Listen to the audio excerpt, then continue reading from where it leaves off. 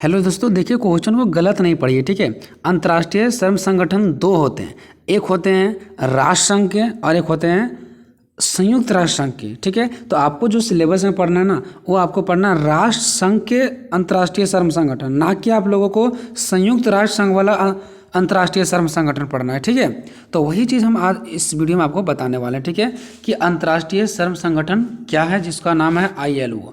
तो ये कहाँ से स्टार्टिंग होता है वो आप देखिए। ठीक है दोस्तों, और आपको एग्जाम के पेपर में कैसे लिखना है, तो क्वेश्चन आ जाए ILO क्या है, इस पर संक्षिप्त टिप्पणी लिखें, या तो फिर अंतर्राष्ट्रीय श्रम संगठन क्या है, या तो फिर अंतर्राष्ट्रीय मजदूर संगठन क्या है।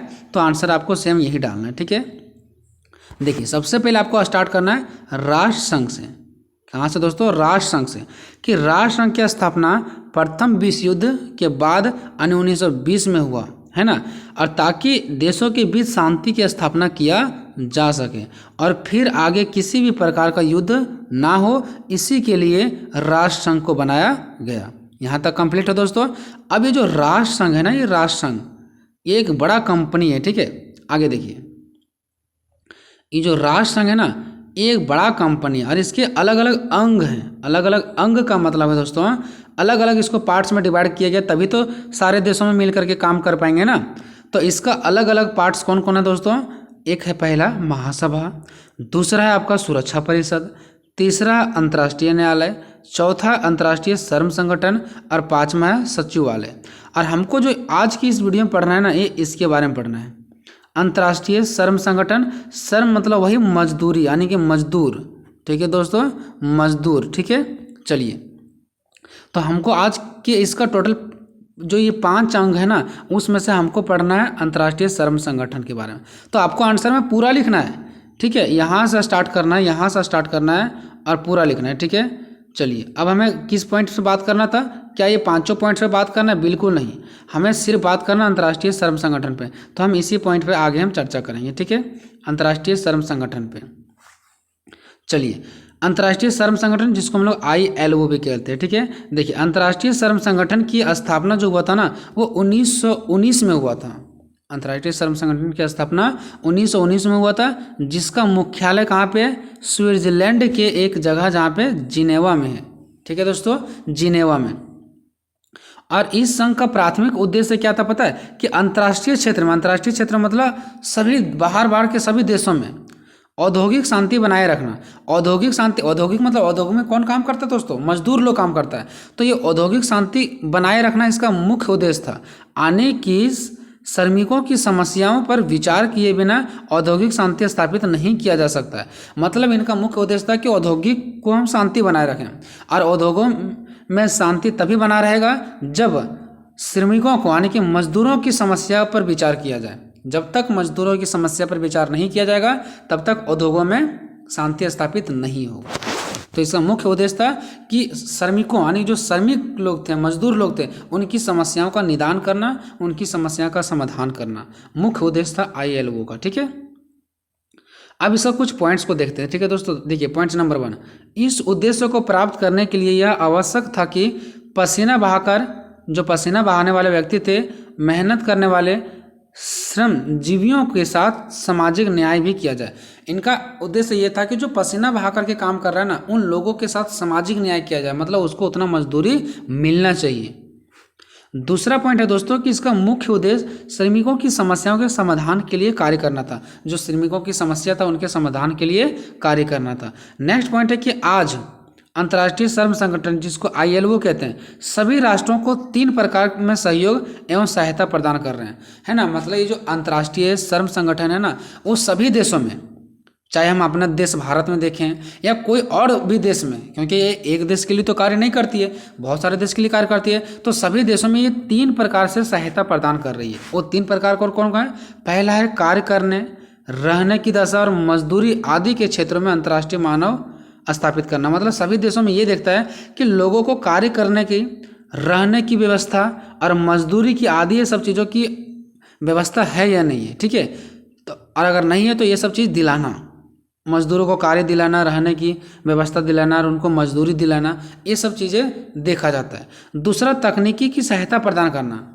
इस संस्था का एक और कार्य ये है कि वो हर देशों में भ्रमण करते हैं और देखते हैं कि हर एक देश में मजदूरों के लिए, किसानों के लिए तकनीक की व्यवस्था है या नहीं, या वो पुराने मॉडल से ही काम कर रहे हैं, कोई नया नया तरीका उन लोगों के लिए हो रहा है या नहीं हो रहा है, कोई नया तरीका उन लोगों को प्रदान किया जा रहा है या नहीं किया जा रहा है। ठीक है, तो ये भी देखते हैं। और तीसरा अनुसंधान और प्रसार मतलब क्या कि इनकी मतलब प्रसार भी कर रहे हैं। ऐसा नहीं कि मजदूरी को दबा दिया जा रहा है, ऐसा प्रसार किया जा रहा है ताकि लोग मजदूरी करने से घबराए नहीं, है ना। इनका प्रसार भी किया जाता है। ठीक है, तो यानी कि इसको काम भी दिया जाना, इनके तकनीकों को आगे बढ़ाना और इनकी प्रसार भी करना, सीधा सीधी। ठीक है, ये 3 चीज़ें देखा जाता है। नेक्स्ट पॉइंट है क्या कि भारत 1919 में अंतर्राष्ट्रीय श्रम संगठन का सदस्य बना। ये जो अंतर्राष्ट्रीय श्रम संगठन जो एक ये संस्था है ना, इसमें भारत कब शामिल हुआ? 1919 में ही। ठीक है, और इसकी स्थापना के समय जब अंतर्राष्ट्रीय श्रम संगठन की स्थापना हुआ था, उस टाइम इसमें कितने देश मिले हुए थे? केवल 45 देश ही इसमें मिलके काम कर रहे थे, जबकि आज के समय में, अभी के समय में इसके सदस्य जो हैं वो 187 हो गए हैं। अब नेक्स्ट हम बात करते हैं अंतर्राष्ट्रीय श्रम संगठन का उद्देश्य, कि इनका उद्देश्य क्या है। तो देखिए, अंतर्राष्ट्रीय श्रम संगठन का उद्देश्य विश्व में कामकाजी आबादी को सामाजिक न्याय प्रदान करना है, कि जो विश्व लेवल पर लोग काम कर रहे हैं उनको सामाजिक न्याय दिलाना, यानी कि उनको एक ऊंची कीमत दिलाना। ठीक है, उनके साथ गलत व्यवहार जो हो रहा है उसमें न्याय दिलाना। पहला क्या? प्रत्येक श्रमिक को रोजगार उपलब्ध कराना, जितने भी सारे मजदूर है उसको रोजगार उपलब्ध कराना। दूसरा पॉइंट है कि श्रमिकों की आय में वृद्धि करना, यानी कि उसके जो कीमत है, यानी जो कमा रहे हैं, ठीक है, उसमें क्या करना? वृद्धि करना, जीवन स्तर को ऊपर उठाना उनका। नेक्स्ट है कि श्रमिक की गतिशीलता के लिए सुविधाओं की उचित व्यवस्था करना, ताकि श्रमिकों की गतिशीलता बना रहे, वो हमेशा स्वस्थ रहे, इसके लिए बहुत अच्छी तरीक़े से उनको सुविधा भी प्रदान करना। नेक्स्ट पॉइंट है कि श्रमिकों के लिए उचित आवास की उचित व्यवस्था करना, उचित आवास मतलब रहने की व्यवस्था करना। नेक्स्ट पॉइंट है श्रमिकों के मनोरंजन आदि की समुचित व्यवस्था करना, ऐसा कुछ व्यवस्था करना जिससे श्रमिकों की थोड़ा मनोरंजन भी हो सके, हंस भी सके, खेल भी सके, है ना।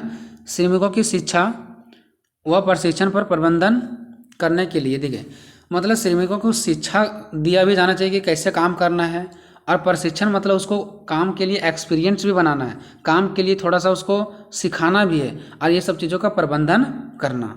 शिक्षा दिलाने का, शिक्षा मतलब उसको ज्ञान, और प्रशिक्षण मतलब उस काम से रिलेटेड उसको कुछ मतलब एक्सपीरियंस दिलाना। ठीक है, नेक्स्ट है समान श्रम के लिए समान मजदूरी प्रदान करना। अगर कोई व्यक्ति समान श्रम कर रहा है, समान मजदूरी कर रहा है, तो उसको समान मजदूरी यानी कि उसको पैसा मिलना चाहिए। ठीक है, समान काम के लिए समान मजदूरी। नेक्स्ट है काम करने की दशाओं में आवश्यक है और उचित उसको सुधार करना। ठीक है, काम करने की दशाओं में आवश्यक रूप से उसको क्या करना है? सुधार करने की ज़रूरत है। नेक्स्ट, विश्व में शांतिपूर्ण वातावरण बनाने का प्रयास करना, ताकि विश्व में शांति बना रहे। एंड बच्चों को काम करने से मना करना, ये इनका मुख्य उद्देश्य है दोस्तों 10। ठीक है, अब बात करते हैं अंतर्राष्ट्रीय श्रम संगठन के कार्य, कि इनका कार्य क्या क्या है। ठीक है, तो देखिए दोस्तों, यह संस्था जो है ना, यह संस्था अपने विश्व की आर्थिक और श्रम समस्याओं का गहन अध्ययन करती है। आर्थिक मतलब पैसों से रिलेटेड, आखिर मजदूर कमाता क्यों है? पैसों के लिए ही कमाता है ना।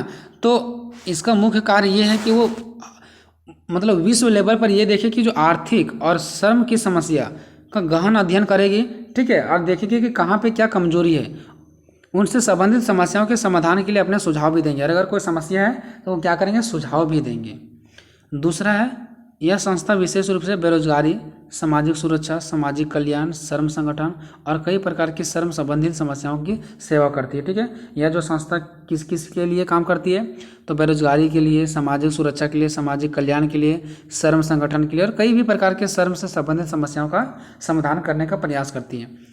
नेक्स्ट है कि संस्था की सहायता से विभिन्न देशों में पाई जाने वाली श्रम संबंधित समस्याओं का ज्ञान प्राप्त होता है। अब ये संस्था क्या करती है? देखते रहती है कि अलग अलग देशों में क्या क्या समस्याएं आ रही है। ठीक है, तथा साथ ही यह भी पता चलता है ना कि कौन सा क्षेत्र ऐसी समस्या का समाधान कैसे करती है। साथ में इनको ये भी पता चलता है कि अगर किसी देश में ऐसा समस्या है तो वो देश उस समस्या से कैसे लड़ रहा है, कैसे समाधान कर रहा है, ऐसा करने में वह कहाँ तक सफल है। अगर कोई देश में ऐसा समस्या है तो वो देश कहाँ तक सफल हो पा रहा है, और अगर सफलता नहीं मिला है तो आखिर क्यों नहीं मिला है। तो ये सब चीज़ों का देखभाल करने का काम इसी का है। ठीक है, चौथा है कि यह संस्था अपने प्रतिनिधिमंडल मतलब ये सिर्फ एक ही अंग यही नहीं है ना, और भी तो 5 अंग है ना, इसको छोड़ करके 4 अंग, तो वो सभी का सहायता भी लेते हैं और सहायता से उन देशों को अपनी सहायता प्रदान करते हैं जो उनकी सहायता लेना चाहते हैं, और कोई ऐसा देश जो इन सभी अंगों का सहायता लेना चाहते हैं उनको सभी प्रतिनिधिमंडल मिल करके उनको सहायता भी प्रदान करते हैं। एंड नेक्स्ट पॉइंट और लास्ट हमारा है श्रमिकों के अधिकारों की रक्षा करना, जो श्रमिकों की अधिकार है उनकी रक्षा करना ताकि इस पर कोई ज़बरदस्ती दबाव ना डाल सके। ठीक है दोस्तों, तो ये एक छोटा सा क्वेश्चन था दोस्तों। वीडियो कैसा लगा कमेंट में जरूर बताइएगा।